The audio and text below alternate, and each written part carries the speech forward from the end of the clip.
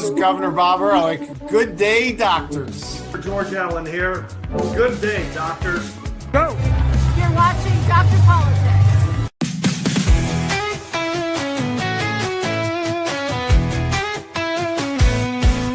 They're Dr. Politics. He's the one to see. Breaking down the news with sharp analysis. From Congress halls to campaign trails, he tells the truth when all else fails. They're Dr. Politics. Dr. Politics. Exposing the spin and the lies and tricks. Dr. Politics. Dr. Politics. He calls it straight, no politics as usual.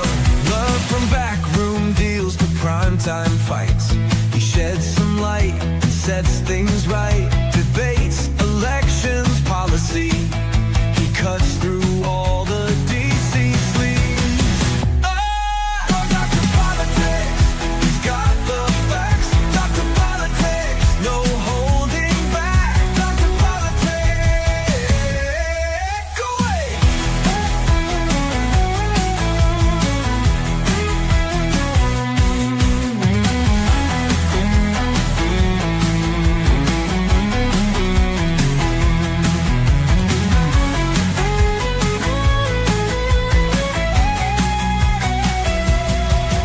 Dr. Politics, he's got the facts. Dr. Politics, no holding back. Dr. Politics.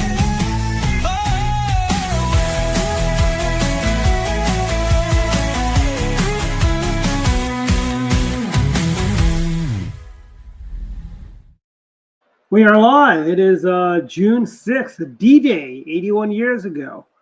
Welcome to Dr. Politics and Political Architecture. We got the usual suspects here, Don Irvine and David Shepard. How you guys doing? All right.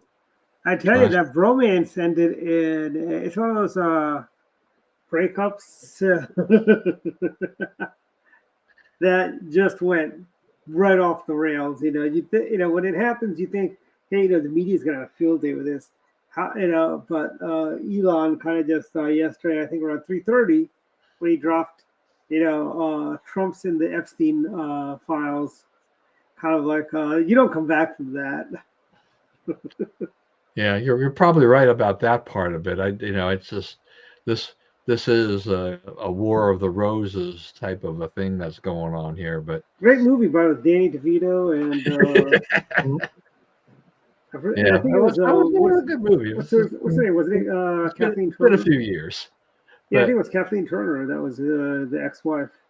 No, Danny DeVito was the lawyer, actually, I think, wasn't it? He was like the lawyer or something like that. Yeah, we'd have to look that up. But anyway, so yeah, no, it's quite a breakup, at least a very public breakup. Yeah. How long this lasts or what exactly happens? I mean, like you said, I mean the media has been kind of eating it up because they've really, I think, kind of hated, Elon's involvement in the Trump administration, all his efforts with Doge, all the money he put in to help get Trump elected. All of these things are just an anathema to the media, to other liberals, to the left. So I think they're kind of, they're very gleeful about this. But I mean, Elon, I mean, he had a point. I mean, in a sense, with his initial criticism of the big, beautiful bill and its spending. So I think there's that. But, and Trump is Trump. He tends to be like a petulant child, and he doesn't like criticism. And, any ally, any criticism at all, boom, you now go into his doghouse, and he doesn't really care what he says about you at that point. And so then you have this war of words. But he's shown incredible restraint, though. If this was 2017 Donald Trump, there'd be a lot more out there than there is. They're probably right. He's showing a lot of restraint. Yeah, I mean, I don't know. I mean, Donald Trump 2.0, in a sense, there are some things where he's been more restrained, but when it comes to his administration's policies, it has been just all hell break loose. Let's go and do everything we can while we're in power for this 4-year term. He keep his fingers crossed that he's going to be able to keep control of Congress for the entire 4 years that he's in office. Otherwise, his agenda is going to have a rough time for the last 2 years. But in the meantime, yeah, he's piling on and doing these things, and if you don't get along, you're out. And it's been a very powerful message, and I think there's a lot of things I think has worked pretty effectively for Donald Trump. Mm-hmm. I agree, and I think for it's it's like one of those it's like one of those things. It's like watching a car crash, and we just can't look away. But I mean, there's I tell you this though, one thing that does have to happen is we do need some wins on the board. Frankly, we are going into 2026. I think by September we need to have something major victory for him to be able to announce to claim victory and move on. Especially with these tariffs. I mean, if he can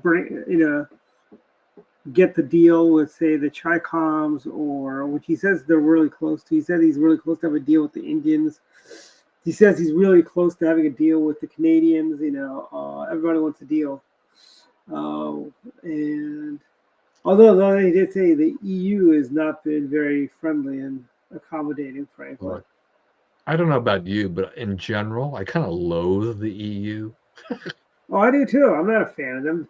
They're not even a real country. First of all, you're basically like they're like the United Federation of Planets. Okay, it's a block, right? I mean, yeah, it's like we should be able to deal with, say, do trade negotiations with France, Spain, Italy, or why do we have to go through the whole EU nonsense? Yeah. Well, one of my pet peeves about the EU, though, too, is just that. Yeah, look, I'm not going to say that tech companies, that the big cap tech companies are, wholly innocent and pure of things and their motivations, but the EU, they just keep hammering away at Apple and Google and Meta and everything like this. All these penalties, all these restrictions they want to throw on them. It's like, you're just being a bunch of officials, brats. I'm not going to use any worse words than that, I guess, at this point. But and you're penalizing them, but you're just you're throwing up these ridiculous numbers. Millions in here, billions there. Just throw out these numbers. You know that these companies are generating lots of cash, so you figure they can afford it. But a lot of the rules and regulations they impose are extremely restrictive, and it's going to hurt. It's going to hurt the EU in the long run. It's not fostering competition. It's actually going to restrict competition, because it cuts back on companies that have been very innovative. I mean, who wants to do things in the business in the EU when they keep hammering down on companies? Yeah, and I think a lot of the problems is it's very hard to do business in Europe. I know there's this guy on YouTube. He brags about he gave up his American citizenship and he lives somewhere in Europe, I think Switzerland or something like that. And he praises. I'm like, if you were to say start up a business that does widgets in Germany, let's say, it would take you probably about 5 to 10 years before you're even able to break ground to build your factory, to build these widgets. And by the time you get online, the widgets may be out of style. Nobody may want those widgets. They want some new fancy American widgets, which were already on the market, and they're releasing their third generation of the widget. The EU loves regulation. You figure that this is some kind of branch of U.S. liberalism or something like that. They love adding all these rules and regulations, and it's just such a crazy quilt of things for them to go through. I mean, look, our country. I mean, how many rules and regulations? I mean, all we do is promulgate more rules and regulations. Yeah. I like to see the Trump administration work on dismantling that too. See, that's really what we need to do. We really need the administration to go after the regulations, the unfunded mandates. I want to get rid of all of the cafe standards, frankly. Maybe we'll see the return of the county squire station wagon, the big Oldsmobile Vista Cruisers, or the Caprice Classic station wagons. Yeah, I mean, Um, it's kind of fun to see the old, muscle cars and ones mhm, and other things like that. I mean, I don't know. Brad stopped by my house to pick up some mhm, stuff last week, and he's got his dad's 1967 Camaro, which he's working on getting a few mhm. things fixed up. But it's hard to find parts and everything for that as you're trying to restore things. But you look at this car and it's like, yeah, that's a cool car, but they can't they can't make cars quite like that anymore because you got to have a catalytic converter, or you've got to Mhm. do this and that and the other. They have cars now have all kinds of cameras and other electronics on there that make it expensive to maintain. Yeah. So I mean, that's why people are getting rid of cars every 5 years now. People used to hold on to cars about 10 years. They get rid of it 5, because 5 years when the manufacturer's warranty goes away, and nobody wants to have a car and be saddled with a $5,000 repair bill for something simple. Like in my Cadillac, the dashboard, the guy was telling me it's about a $5,000 replacement to replace the dashboard, which has OLED screen. And yeah, basically it's for the screen, because the and labor is evidently very intense with that. it's been a long time since I've owned like an American car. Everything now, that we've had since my father passed 20 years ago has been Mm-hmm. basically some version of a used Lexus, Mm-hmm. and you know, it's generally basic maintenance. Mm-hmm. Brake work, oil Have you ever change. tried to? Have you ever looked at? Have you ever tried an Acura? Um, we've looked at that. We've had, I guess, we had an Acura. We had an Acura. Well, was it an Acura? It was something. Yeah, Which was the Acura that was the same as the Honda Accord? And I got yeah, a funny story for you. They're both made in the same factory, but they put a little sticker on the Acura saying "premium gas only." While the Honda Accord that rolls off that same assembly line, there's no sticker. yeah. I think I'm supposed to put better gas in the car than I do now, but we basically just gas up the cars only at top tier gas stations. So that means Costco and a handful of other stations And that do your top tier gas. Lexus is you got a Lexus, and that's basically the same as a Camry or an Avalon, right? Because you got the big Lexus, Yeah, right? I The mean, I think an Avalon is the closest to it, Yeah, because and Avalon's a Avalon fairly. takes. Yeah, but I saw the new Crown. By the way, I'm not that impressed by it. There's a Crown station wagon, evidently, also, because I saw that and I saw the Crown. It's an ugly car. And as I said a couple weeks ago, my aunt bought a new Toyota RAV4. The sales guy was saying next year they're bringing back the Toyota Cressida, which used to be their flagship car. But I cannot believe Toyota is toying with that being $100,000 car. $100,000. The price of cars has just skyrocketed, since the pandemic. So not I'm old nothing. enough to remember you could buy a house for $100,000, Yeah.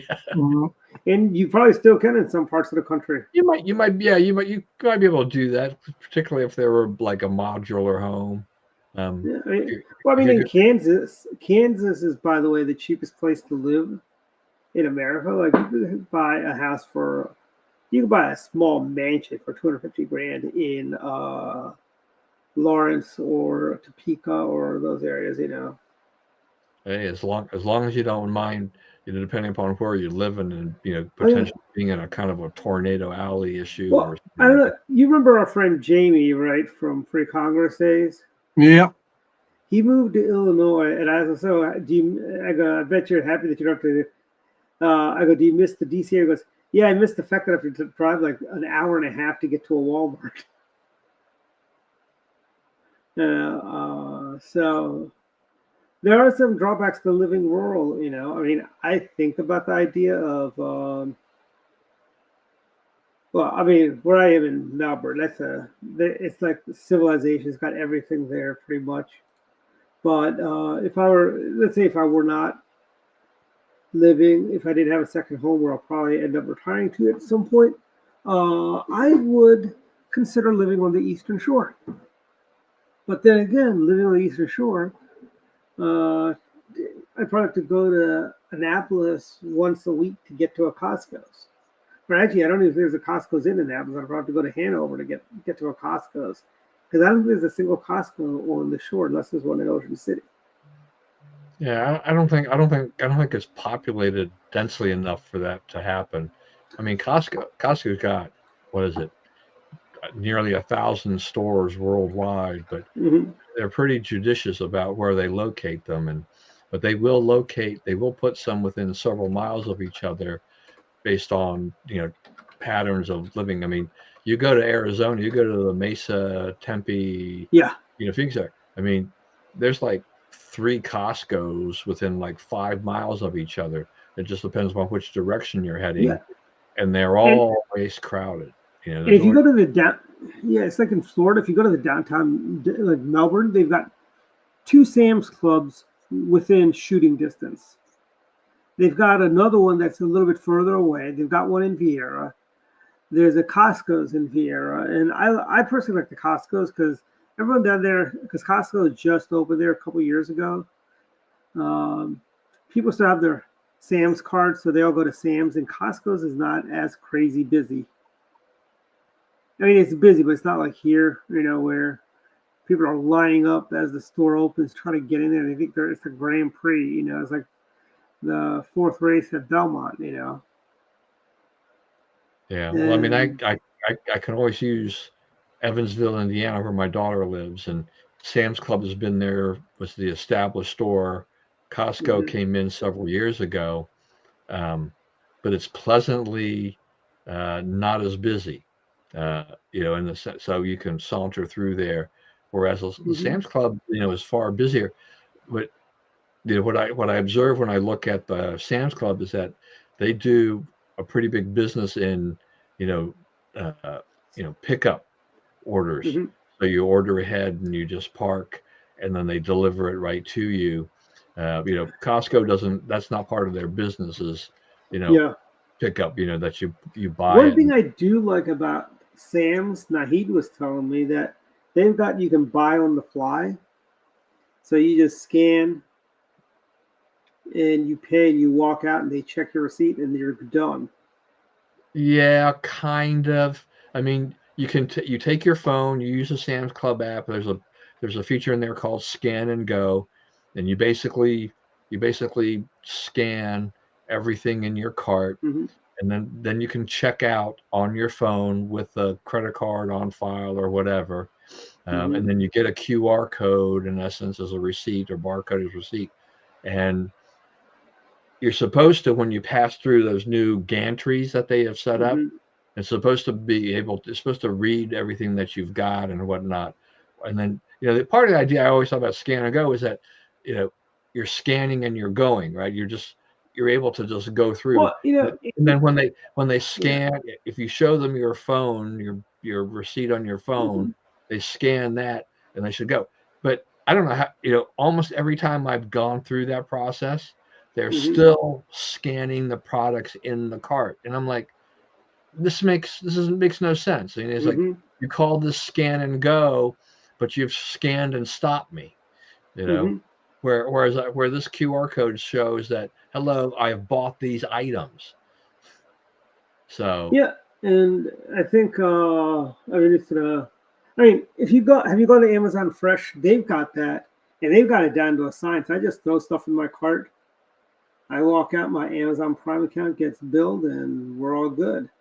yeah, right. You have several options at Amazon Fresh, which is using that dash cart where you Yeah. scan it as you buy, or you use the self checkout and you use the Prime, Mhm. or then you can use a cashier and they just scan that code, and then I wonder because we've got a lot of Amazon Freshes. I think there's 3 now in our area. There's one in Cherry Chase, Friendship Heights, and then there's one in Gatesburg or Rockville, Shady Grove Road, right? Shady Grove, right? It's right where I the wonder if Whole Foods is seeing an impact because it's the exact same stuff they sell at Whole Foods, right?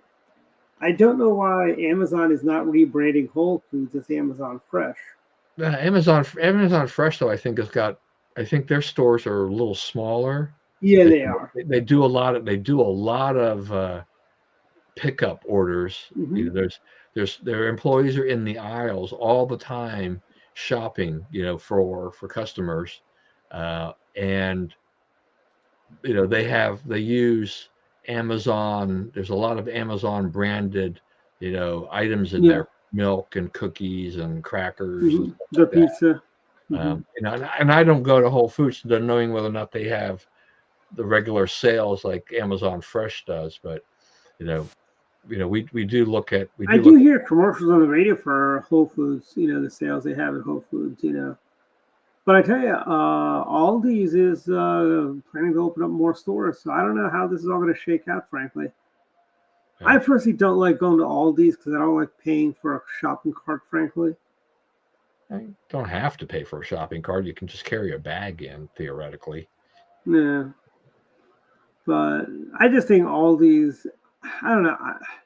I just think it's not as nice as you go to a Giant or a Safeway. It's not as nice on the inside. Yeah, well, Aldi's and like Lidl, they're small. Lidl I like better because I think it's a I do too. brighter, cleaner store. But Lidl doesn't think you're going to steal their shopping carts. There's value in that. I think it's partly people, partly to deter theft, but the other part is that you have an incentive to return your cart, so they don't have to have an employee go get the cart.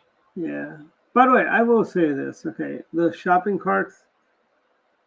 I was at my favorite Kensington Safeway today. Oh my God, that wheel is just spins. I mean, come on. And I pulled out like 3 carts before I got to the one that had the spinny wheel. The other 2 were pretty bad too. It's like, why can't you get like shopping carts that aren't broken, frankly? Yeah, frankly, I think all we've been doing so far is talking about first world problems, except for the brief foray into the Musk-Trump fight and everything like that. I mean, David hasn't really commented on Musk and Trump here. Yeah. I don't shop at Costco, so I don't know about that. But I think it was to be expected. I think they're strong personalities, and I don't know. I wonder if early on, when the media was laying up the whole Musk as a co-president and all that stuff, I wonder if that went to Musk's head and maybe he did. Do you think Musk will be like Dick Cheney and go on MSNBC and CNN to talk about how horrible President Trump is? I mean, I don't know what will come up next, but hopefully they'll patch it up or at least be civil and stop. This just shows how classless Elon is, frankly. And I said this yesterday to a friend. Elon Musk is basically Jim Jones with electric cars. He's got a cult following, all those people that drive Teslas. Well, I don't know if they like him so much today. No, they still do. There's a cult of Elon, and I saw Steve Bannon tweet out, nationalize. I'm like, we're not a third world banana republic anymore. We're not going to nationalize Tesla and SpaceX. Yeah, well, that's ridiculous. We've got other companies that are like, you got Blue Origin, you have Boeing that's in the space race. So it's like, SpaceX is not the only game in town.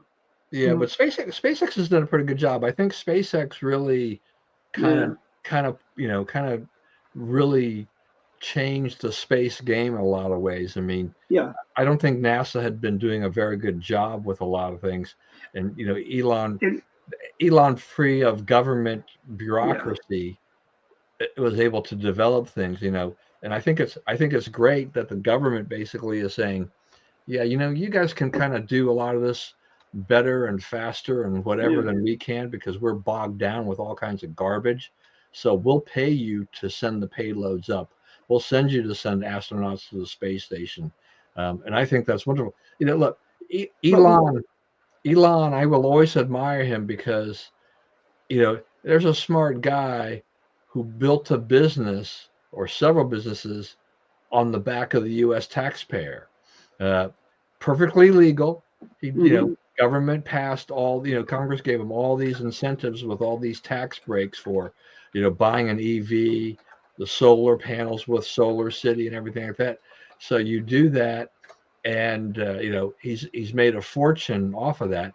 Now, Trump fighting back has cost Elon on paper a lot of money, but I think Trump, it's one thing to have those. They can argue because not everybody, you don't necessarily stay friends forever, but the idea that he would just want to pull contracts for SpaceX and stuff like that as part of this is like, they need them. I mean, SpaceX has done a pretty good job. Well, remember, here's something else. NASA does have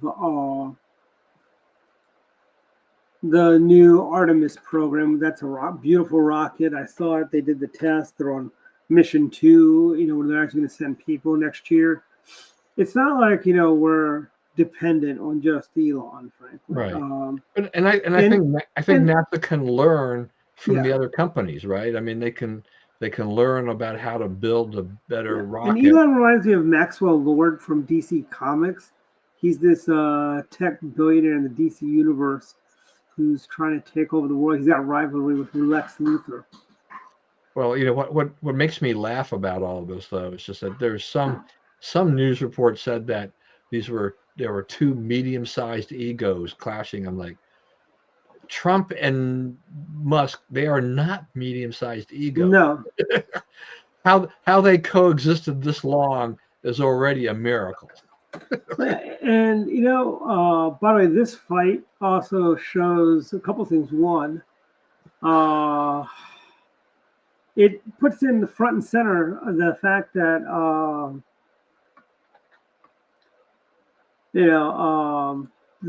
remember there was rumors about the rivalry or what's his name is Elon and Marco don't get along and this and that. There might be some truth to that. Because Elon came in like a bull in a china shop, frankly, and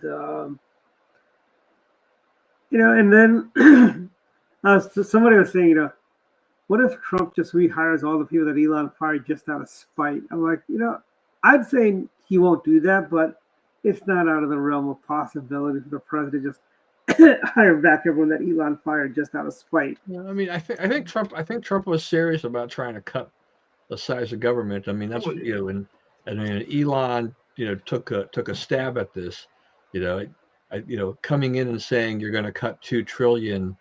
You kind of knew that was going to be a pie in the sky thing, because this is too big a bureaucracy to do so, and too much of our spending is on Social Security and Medicare and Medicaid. But it was a noble effort to try and do things. At the very least, I think he showed the American people, that our government is very wasteful in its spending, and we need to get a handle on that. And by the way, here's something else for you, though. What does the Bull Moose Party, the Freedom Party, the Patriot Party all have in common? They were all startup third parties by disgruntled people. Ross Perot, Pat Buchanan, and Teddy Roosevelt. Elon Musk is on Twitter. He has a poll. 80% of people say it's time for a new political party. Good luck with that, Elon.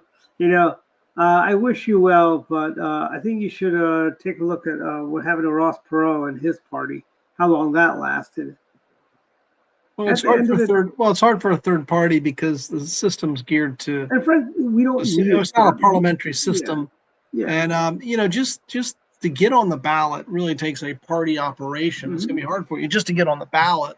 Yeah. Or somebody really rich like Ross Perot who paid to get on. But here's the thing: we don't need a third party, as President Reagan said at his "Time for Choosing" speech. Well, remember Well, Corinne Jean-Pierre thinks we do, and Well, she's yeah, that's okay. Okay. Yeah, Now I yeah, rest she's my someone that case. we really should admire. Yeah, I mean, I yeah, wrote. I that's wrote. going to be the new party. Elon and KJP. KJP will be the vice chair. That's going to be the ticket of the Tesla party in 2028. Elon and KJP. Well, I wrote a column on that. It's just there's certain disloyalty, I think, to it. That they promoted her. Granted, it was social promotion, but they promoted her. They gave her a job really she couldn't handle, and still stuck with her. And yet she doesn't.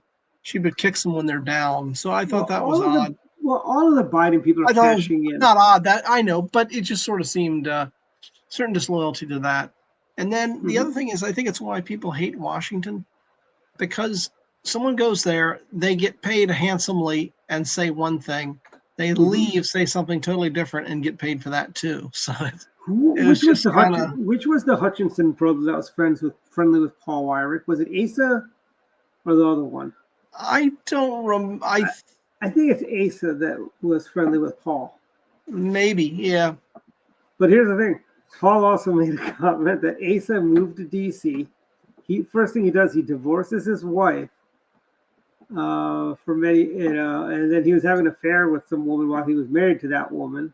And he basically, and Bill Lynn made some comment. There's something in the water in D.C. that turned good people. And if you remember, Paul did a commentary about if Mr. Smith came to Washington today, he'd just throw in with the politics of Washington. Well, I don't know if it's a smart move on her part or not. Maybe it'll help book sales, but Well, that's the thing. I mean, I find her disingenuous. I find it hypocritical for what she's doing. As you said, she gets a high profile job. She's paid well. Her job is to defend Biden, which she did. She didn't know, she was way in over her head, and with her big notebook, right? Yeah.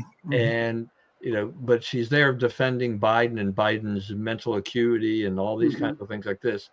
But now that she doesn't have that profile, try to stay in the news, and then she puts this book together and says, "I'm not a Democrat anymore," and then is now going to spill the beans or whatever. It's like, sorry, I mean, you don't deserve this. This is also like Jake Tapper.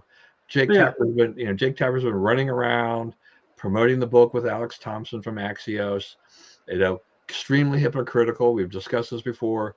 Here was CNN. Tapper part of CNN, who was part of the cover-up of the Biden situation, and now he's out there saying, mea culpa. I made a mistake. We did this. We did that. Like, you didn't just make a mistake. You lied about it.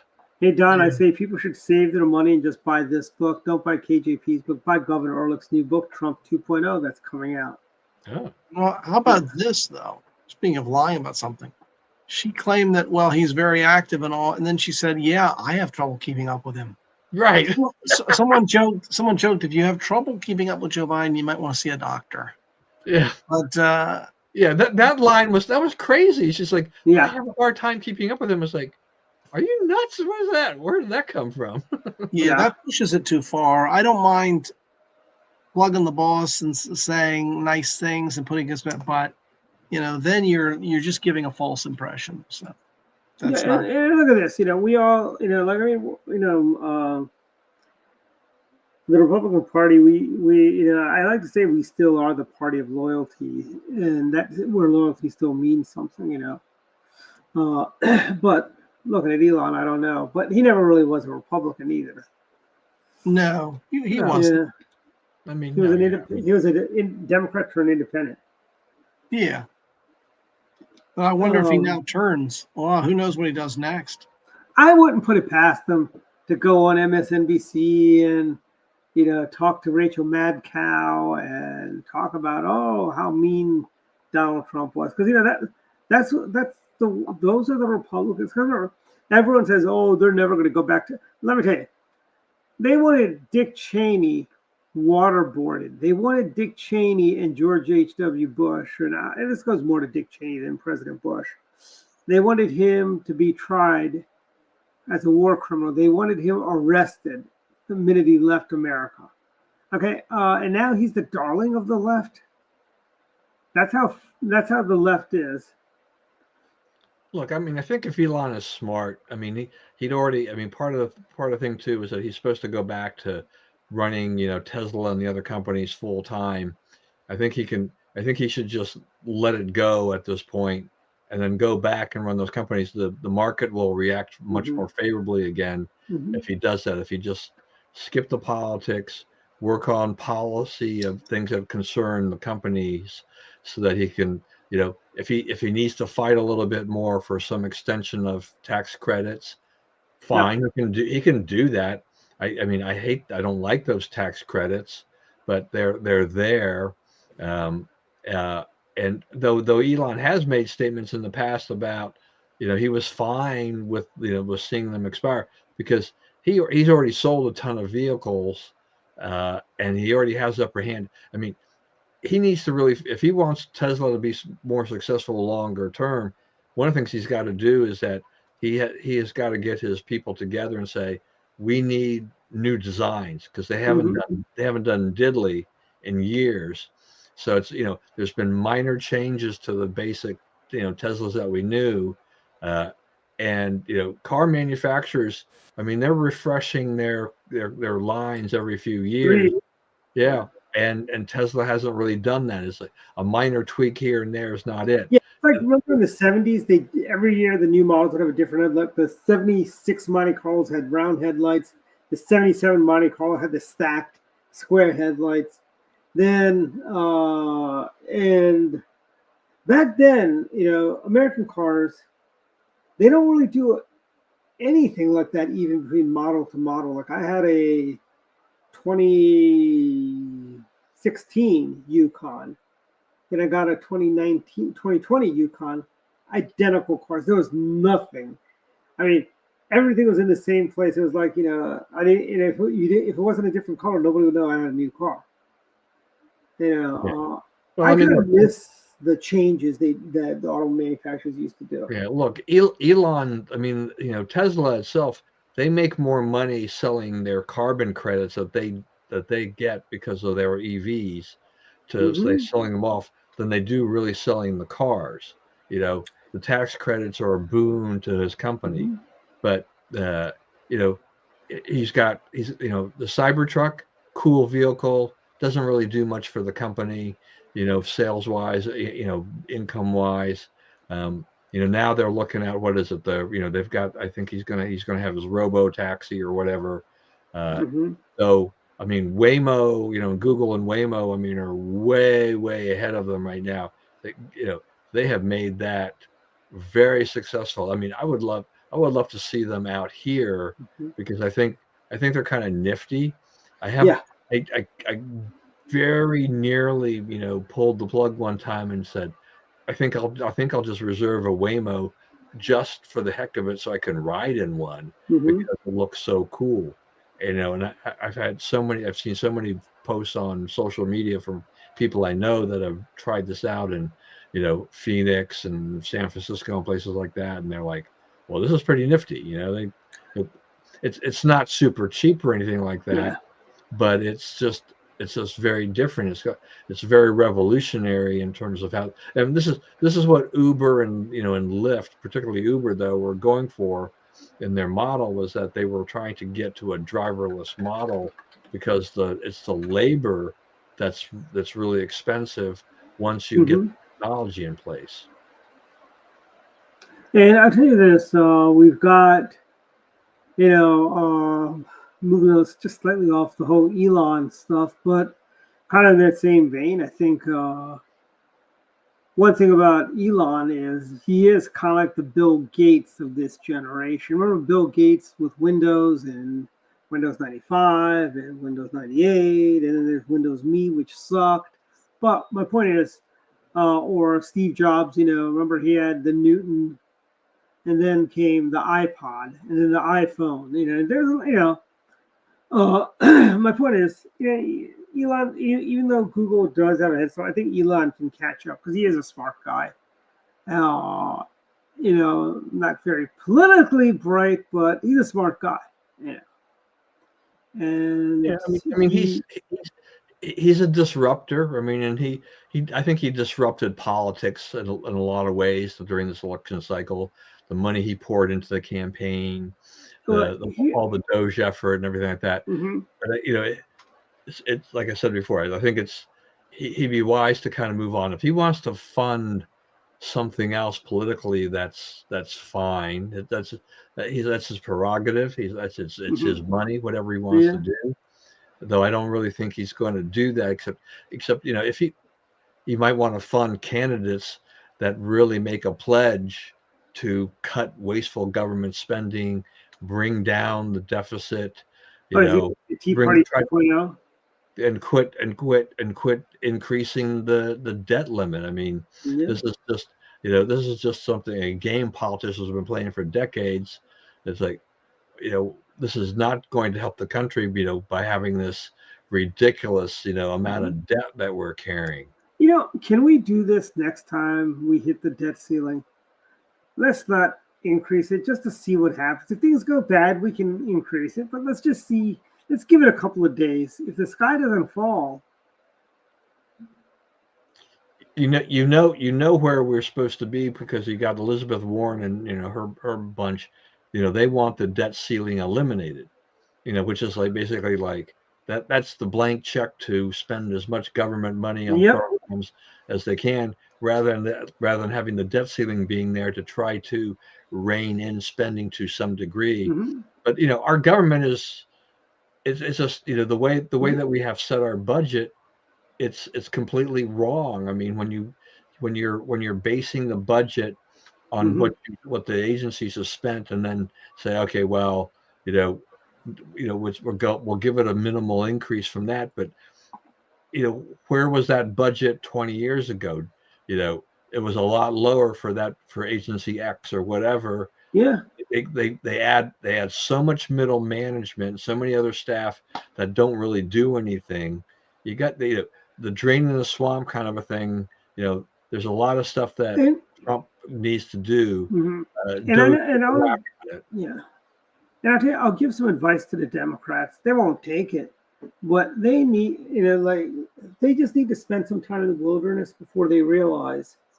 Like, remember, the Democrats were in the wilderness for 12 years between Reagan and Bush. It took them 12 years to realize, hey, we can't win with a Mike Dukakis. We can't win with a Walter Mondale. We can't win with a Jimmy Carter. And they got Bill Clinton. And Bill Clinton, as Democrats go, he was not that bad because of the Republican Congress in 94, 95, where he did sign welfare reform, workfare. He did sign the crime bill, which I believe Joe Biden tried to take credit for that. His name was my crime bill. I believe it was the Republican crime bill, not yours, Joe. I think James Carville. By the way, James Carville is right when he calls out David Hoggs and a lot of these progressive wackadoodles in his party. He's not wrong.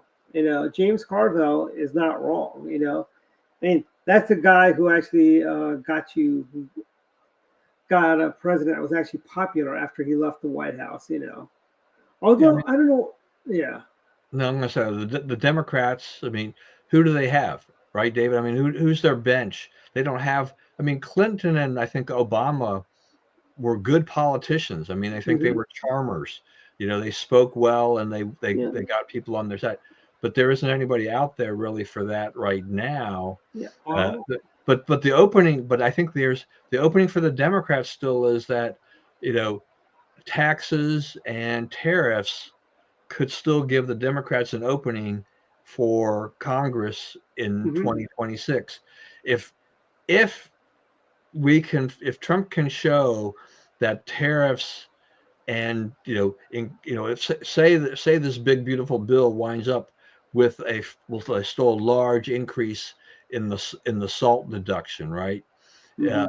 If he can show that those things they wind up being basically non-inflationary, we're in good shape. It'll be, I think it's a very tricky path to do, but that would change the course of a lot of things in economics. I have to take a wait and see attitude because I don't know how that's going to turn out. Yeah, and there are some good things we are seeing. You know, they're struggling. I mean, when you have liberal media commentators trying to figure out who the heck the Democrats are going to run in 2028, I mean, this is not a good look for them. It's going to be Gavin Newsom, I think. I think it's going to be. It's not going to be Wes Moore either. I know they think Wes Moore is the second coming of Barack Hussein Obama. Well, they might think that. Yeah, they may, but he's not going to bring it home. And also, we've got. I mean, Democrats need to get away from things like their MS-13 caucus. They need to stop going down to El Salvador to support that MS-13 guy. Well, the guy's coming back. Yeah, he's coming back. And he's going to be charged with human trafficking now. Okay. And then we can say, honestly, it's kind of like if you look at it, okay, you have that guy, what's the guy's name? Khan from Georgetown, who they keep referring to as, he was at Busboys and Poets last week, and they referred to him as a scholar. What is he, a jihadist scholar? I mean, come on, please. The guy is an anti-Semite rabble-rouser. He should be deported, frankly. There's no reason why we need to have America haters that are our guests. It's like this, Don. When we were kids, we'd go to a friend's house. We were guests, so we tried to behave better than the kids there. I'm sorry, all you people here on a student visa or on a green card, you're our guests. Try to behave like that. We've got, speaking of Carvel, I see you have that him calling out David Hoggs. Didn't they depose him already? Isn't he gone? No. I mean, I think, I guess they were thinking about it, but, he's holding firm, but Hogg got a lot of criticism from a lot of Democrats because he was to try he had a whole organization KJP, David undermine the Democrats. I mean, that's crazy and everything. And I mean, why would you? And you've got it's just really bad. I mean, the fact that they've got David Hogg and Harry Sisson are the face of the youth of the Democrat Party. They're in real trouble.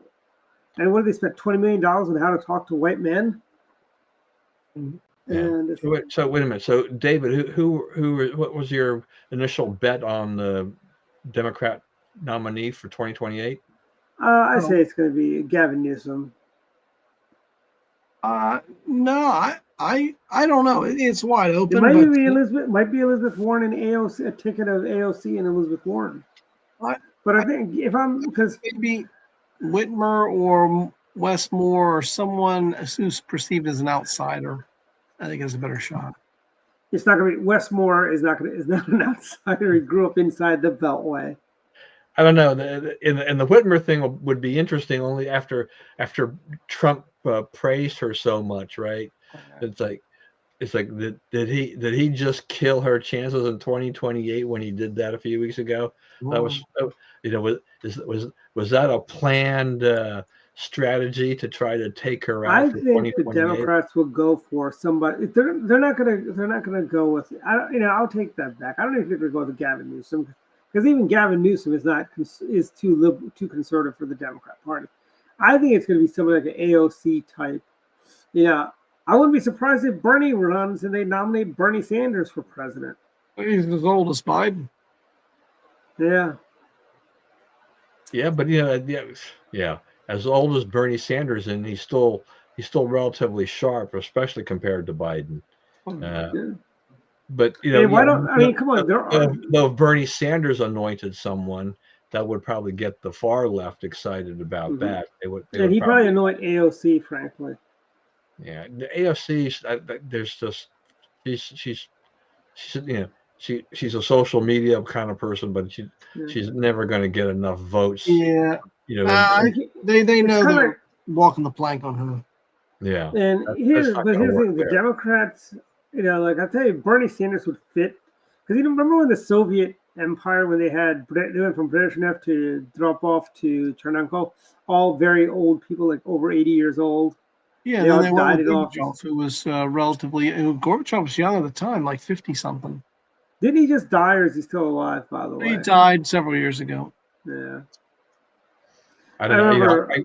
When I was on my my trip to Korea and Japan, that Reagan movie was on the plane, Mhm. and it was really pretty well done. And Yes, what and if you haven't seen it, you have to watch that. I mean, I think yeah.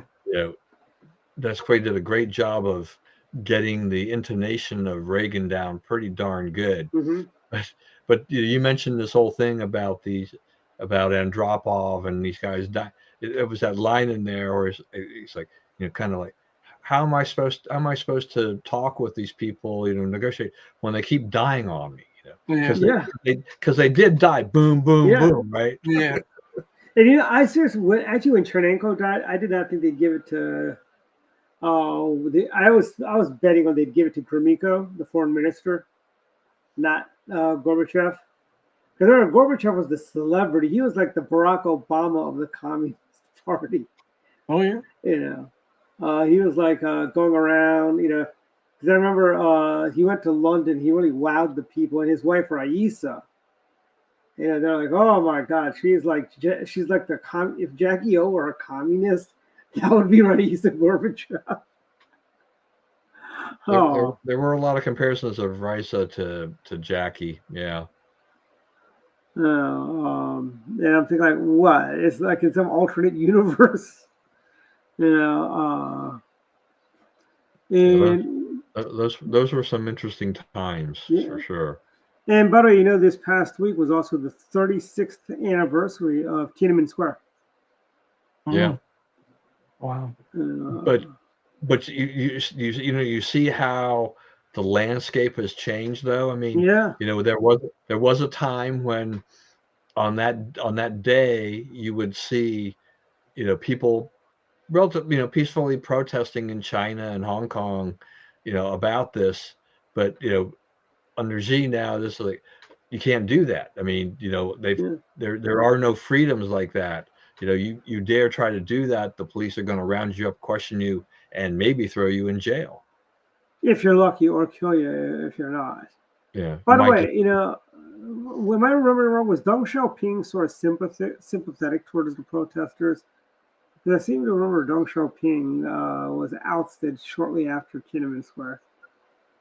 I mean, I guess it could have been. I mean, the fact that they let these demonstrations and protests go, the anniversaries go. I mean, it used to be a fairly big news event, kind of a thing. Nobody talked about it. It was just last Wednesday. Nobody talked about it. No, they don't talk about it, right? It's just not talked about anymore. But I think that's by and large due to the fact that you can't do anything in those countries to bring it back to the fore, which is a terrible thing. I really wish we would. I wish Radio America, we beam signals in there on Tiananmen Square, re-showing the footage of the Chinese tanks running over their own people. I know we've got a television arm of Radio America that we use that broadcast Western programming, and I think that we should do that every year, as well as on Voice of America. We just keep pumping out that day story after story about how the tanks are rolling over civilians. Yeah, well, I'm not quite sure what's left of the Voice of America. I mean, that's one of the things that got some dismantled to a degree, right? Yeah. See, but Voice of I know it's a small thing, but I know that the victims of communism, people, they're making sure that they try to keep that kind of thing front and center. They're doing a lot of good work, and I just saw an email from them that so I don't know if you remember the late Congressman Tom Lantos. So I mean, he was a Democrat from California, but he was a big anti-communist, and so his daughter is now on the board, I believe, of the Victims of Communist Memorial. which is nice. Which is good to see. That. What a novel thought, a Democrat that was against communism. That's unheard of today. Yeah, and yet 50 years ago, that wasn't necessarily that unusual, but as time went along, that just faded away. Mm-hmm. And one story I do want to get to, Don, that you have on your list is the shakeup at 60 Minutes. I love it when 60 Minutes is having problems because it all goes back to that Westmoreland interview where they lied, and distorted. And I really hope 60 Minutes gets canceled. I really do. I really want to see that show get canceled. It's been on for 1 million years, right? Yeah. No, but it's a cash cow. I mean, the ratings are always good, which means that they generate lots of advertising and lots of money. Yeah, and I don't know who's watching 60 Minutes. I mean, it can't be as big. When they had 3 networks and 2 local independent channels in most markets or large markets, right? I can understand 60 Minutes. There's nothing else on. What are we going to watch? Are we going to watch some? What did NBC? NBC used to have some family show with Wilford Brimley. They go, we're going to watch that. And I think ABC had America's Funniest Videos. We're going to watch that. Oh, let's just turn on to Mike Wallace and, we can listen to Andy Rooney at the end complain about everything, but not enough chocolate chips in his chocolate chip cookies and stuff like that. Yeah, I mean, Andy Rooney was the best part of the show. And it's funny. It's like he was not. I mean, he was. Don't get me wrong. He was a liberal, but he was not a crazy liberal, by the way. I like the mailbag section. Yeah, mailbag section, that was nice. There was this one where Andy Rooney goes, "I once said that I don't have a coffee mug, and you all sent me coffee mugs." Yeah, he was good. He was good at stuff like that, wasn't he? Yeah. By the way, I've got a lot of coffee mugs. Our viewers, don't send me a coffee mug. I've got so many of them here. If you want a coffee mug, write me, and I'll send you a coffee mug. I've got coffee mugs to spare. Yeah. They may say Montgomery Bar High School class of 1989 25-year reunion or something like that, or 10-year reunion or 20-year reunion. But yeah, I've got those. Well, look, I mean, how many conventions or trade shows did I do in my, my career? Mm-hmm. And you just what are giveaways? Coffee mugs. Yep. Lots of coffee mug giveaways. And but I was at where was it? It was a NASA conference I attended. And I got a coffee mug. It wasn't cheap. It was a tin coffee cup. It was not your traditional porcelain coffee cup. And I'm like, hey, this is kind of cool. I actually have that somewhere. It's not here, but I've got it upstairs. I think it's in my room. But it's like one of those old school design. It's an old fashioned design tin cup. You don't see those every day. All right, Dwight, look at the clock. Oh, wow. We're at final thoughts. Wow. Dave, final thoughts time. You go. Well, I'll be in tomorrow. I'll be in Culpeper, Fleetwood Church off 29, talking about my book. There are other things going on, but it's a local historical groups putting it on, and they're talking about the Civil War. It's Civil War oriented in the battles that took place around there. But is there a reenactment? Are they going to reenact? No, I don't think they're doing a reenactment, but they're going to have some speakers talking history and stuff, and I'll be talking. They're going to let me talk about my books. So it's right out the perfect market for my book, but they'll be Virginians, probably fairly conservative, and they might want the political read with these books. So we'll see. I've been there before. It's a nice old church that people think it was there during the Civil War. It wasn't. It was built after the Civil War, but it's very rickety. And I know the guy that bought it, and the government's willing to give him money to fix it up, but he doesn't want the strings attached, a la Harvard, I guess. So he's fixing it up himself. I don't know what he's going to use it for. Hasn't been used at the church in a long time. But anyway, so it should be fun tomorrow, 11 to 4. That's about it. Yeah. Oh, and check the Substack columns, not to interrupt, but the Substack, I got a couple up this week, and this weekend I probably should get up another one. So David Shepard, Substack. That's about it. Cool.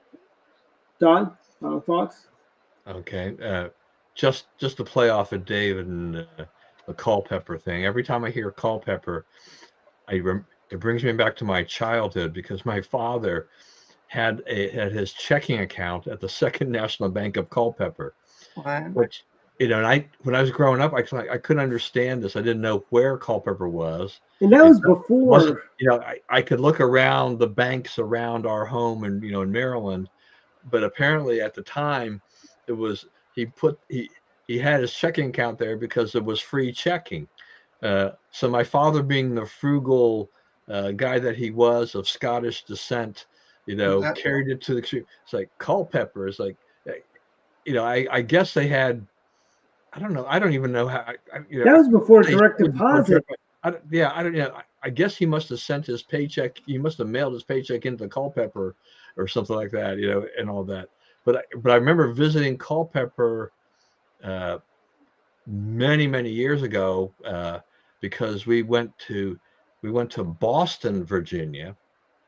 no, South And Boston, yeah, we went to Boston, Virginia because John Fisher had his organization, which was, what was it? The American Security Council was yeah. based there, and Culpeper wasn't that far away. So uh, I got to actually see the actual place where the actual town where my father had his checking account. It was just a strange feeling. It's like, why is this? Well, it's a Why? long way to go. I don't know what bank fees are like, but your gas fees, I think, would outweighs the Back bank then, fees. gas was cheap, though. Well, it would if you were if you were making an in-person deposit. I'm telling you. But Well, the other thing that about was before, Culpeper is, remember from It's a Mad, Mad, Mad World, that was the character was Sergeant Culpeper, who I no, forgot his Mr. name. Howell. Mr. Huh? Howell. Mr. Howell. No, Sergeant Culpeper was by Spencer Tracy played him. He was the sergeant. Okay. But anyway, that's about it, I guess, on my Okay, yeah, part. Go ahead. so anyway, so we've gone down that road a little bit, but my final thoughts are just, I'll try to keep it brief.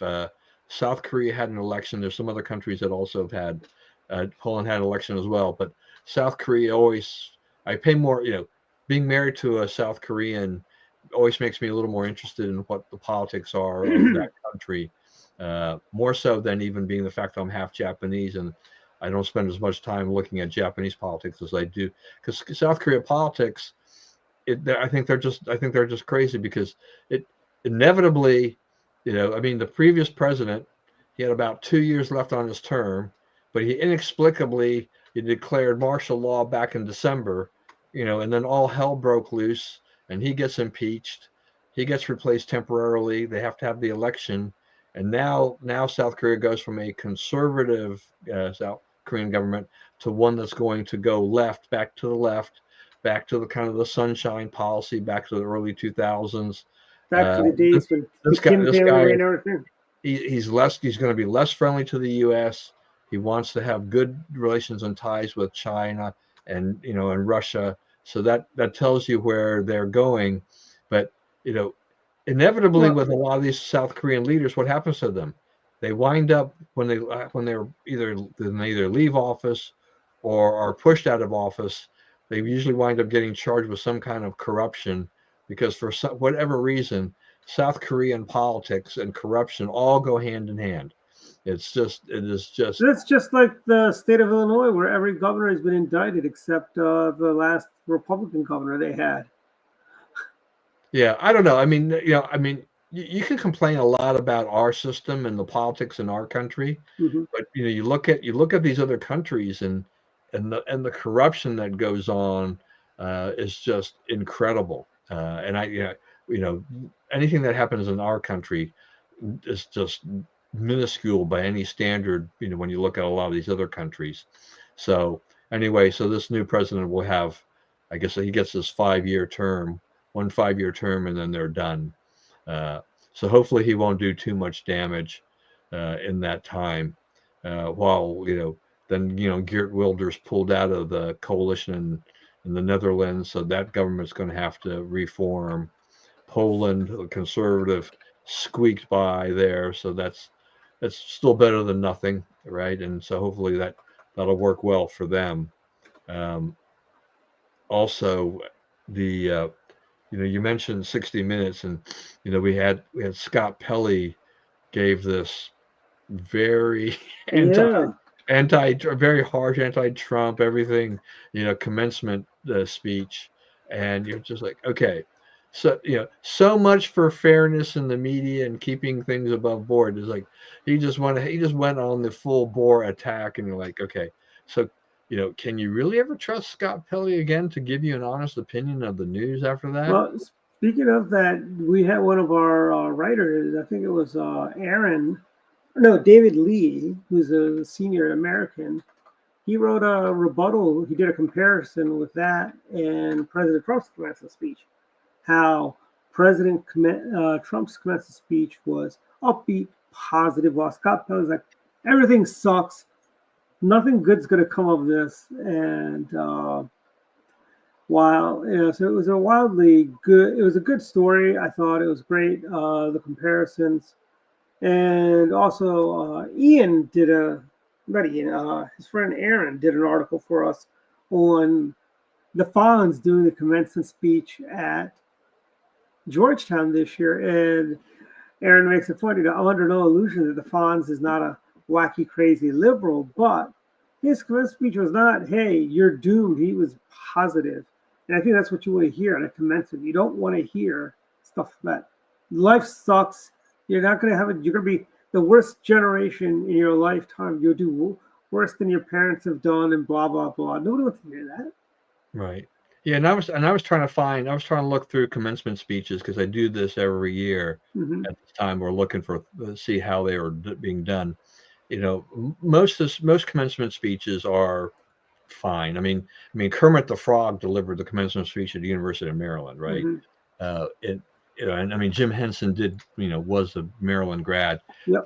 but you have Jasmine Crockett, one of our favorite congresswomen, and hers was about HBCUs, but also about how things are being erased and all of these things, and it's like, okay, so here we go again.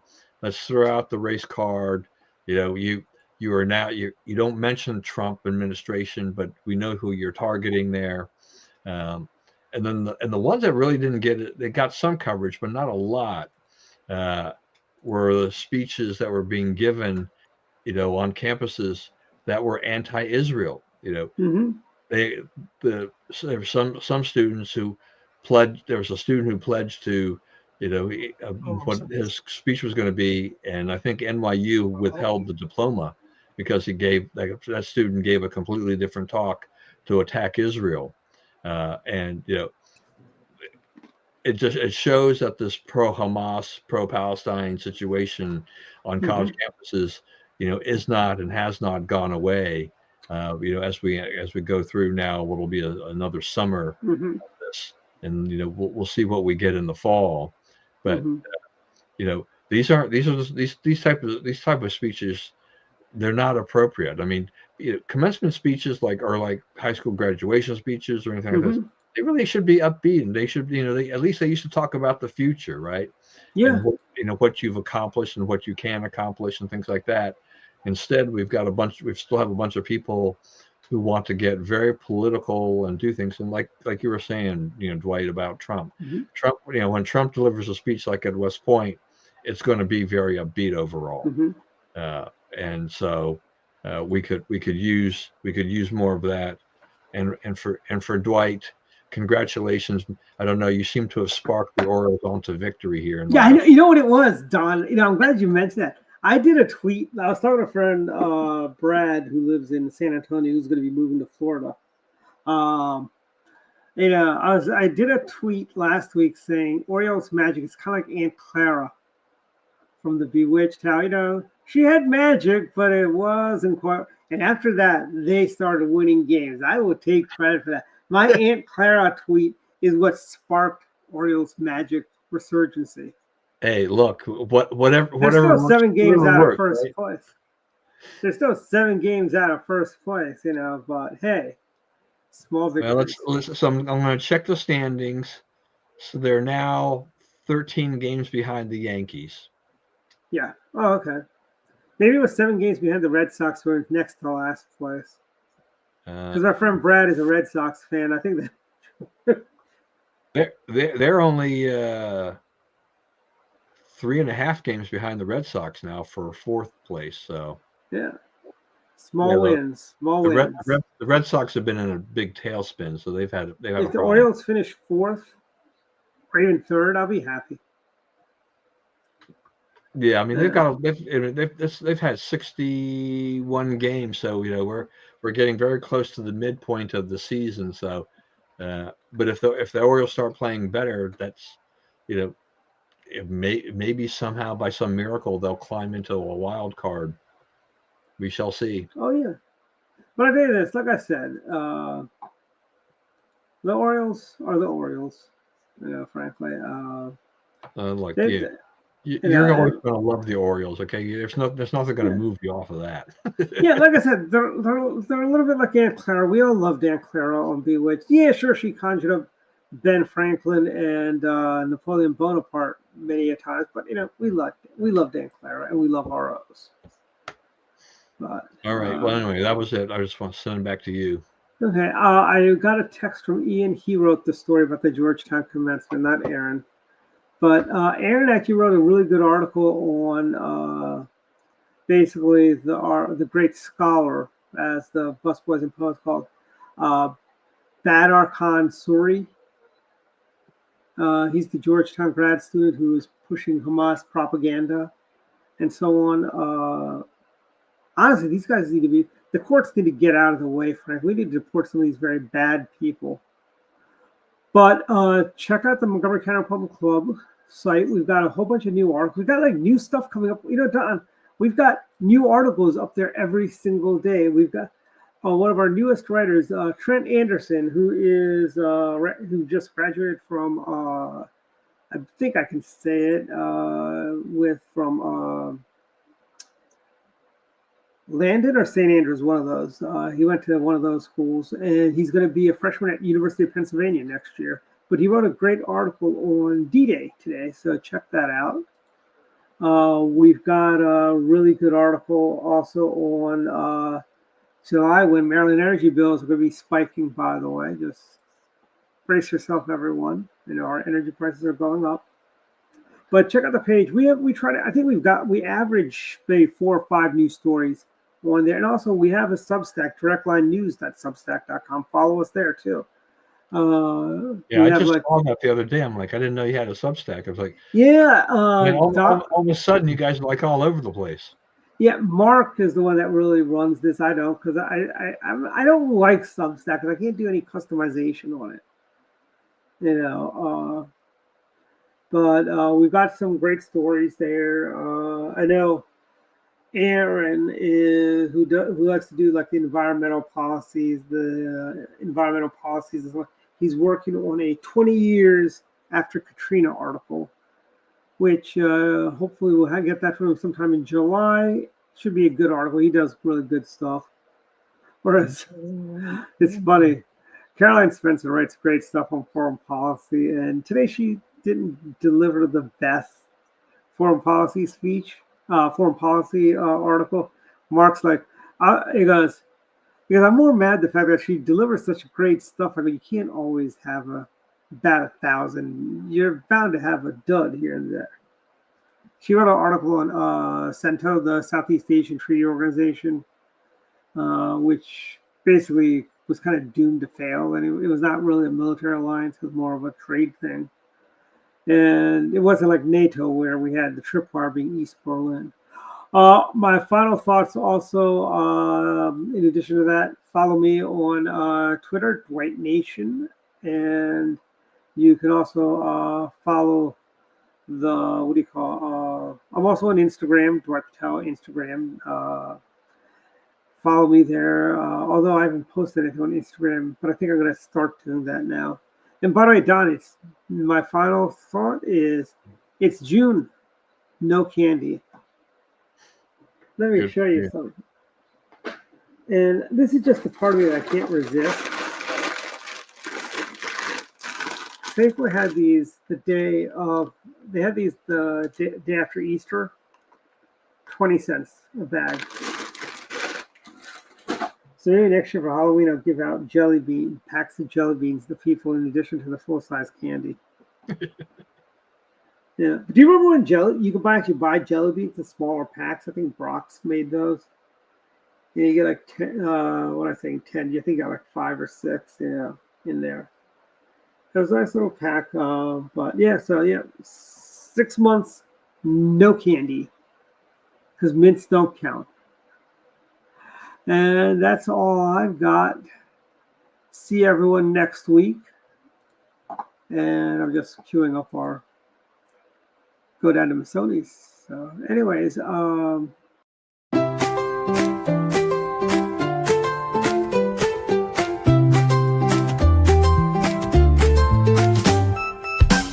Let's go down to Missoni's, where Italian cuisine shines.